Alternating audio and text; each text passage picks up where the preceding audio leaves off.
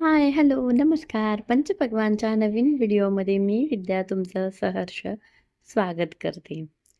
घरात मोझरेला चीज नाही, पण तरीही हे चीज ब्रेड तुम्हाला नक्की आवडेल. अगदी परफेक्ट टी टाईम स्नॅक, साधी, सोपी, झटपट होणारी अशी ही रेसिपी आहे. चला तर रेसिपीला लगेचच सुरुवात करूया.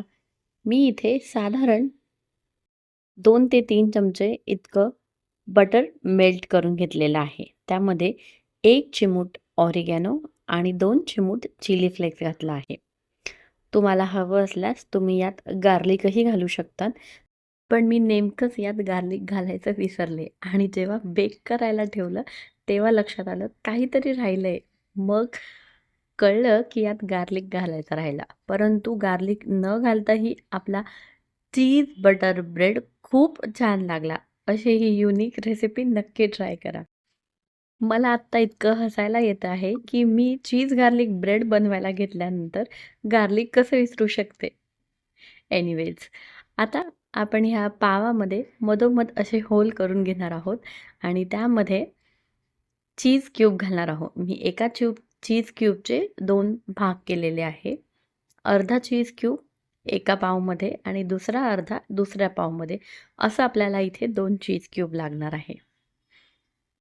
तुम्ही व्हिडिओत बघू शकता. अशा पद्धतीने मी इथे हे चीज क्यूब आत घालून घेतलेले आहे. तुम्ही किसूनही घालू शकता. आता आपण अशा पद्धतीने चारही पावमध्ये असे चीज क्यूब बंद करून घेऊया. कधी-कधी चुकून काही गोष्टी घडलेल्या सुद्धा आपल्या रेसिपीला एक नवीन ट्विस्ट देऊ शकता. आणि खरं सांगते, हा ब्रेड इतका छान लागला विदाऊट गार्लिक.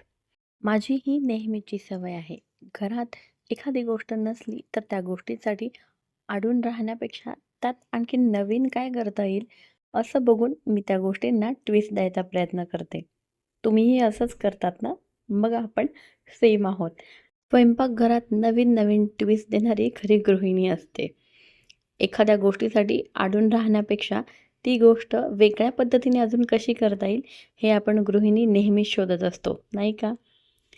आता ह्या पावांना आपण जे तयार करून घेतलेलं आहे बटरचं मिश्रण, ते लावून घेऊया. अगदी व्यवस्थित पद्धतीने साईडनी, वरतून, आजूबाजूला चारही बाजूने आपण हे बटरचं मिश्रण लावून घेणार आहोत.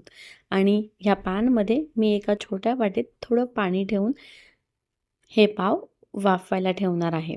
आणि जर तुमच्या पॅनचं बूड जर फार पातळ असेल, तर तुम्ही तव्यावर हा पॅन ठेवून हे वाफवू शकता किंवा मग जाड पॅन घ्यायचा, जेणेकरून पाव खाली डागले नाही पाहिजे. साधारण 2 ते 3 मिनिटात आपले पाव छान वाफवले जातात आणि त्यातलं चीज छान मेल्टही होतं. तुम्ही बघू शकता, अगदी परफेक्ट असा आपला हा चीज बटर पाव तयार झालेला आहे.